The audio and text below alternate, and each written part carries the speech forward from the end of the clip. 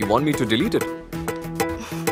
বলিউড এবং দক্ষিণী চলচ্চিত্র দুই অঙ্গনেই আবেদনময়ী নায়িকা তামান্না ভাটিয়া প্রায় সময়ই প্রেমের গুঞ্জনের শিরোনামে থাকেন।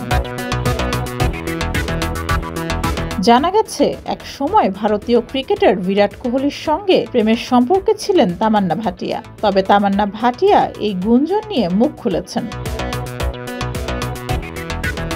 বিরাটের সঙ্গে সম্পর্কের গুঞ্জন নিয়ে তামান্না সাফ জানিয়েছেন, বিরাট কোহলিকে তিনি মাত্র একদিনের জন্য দেখেছিলেন, তাও সেটি শুটিংয়ের জন্য।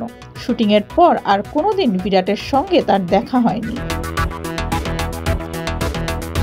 বেশ কয়েক বছর আগে একসঙ্গে একটি মোবাইল ফোনের বিজ্ঞাপনে কাজ করেছিলেন তামান্না ও বিরাট কোহলি। এরপরই গুঞ্জন ওঠে প্রেমের সম্পর্কে জড়িয়েছেন তামান্না বিরাট।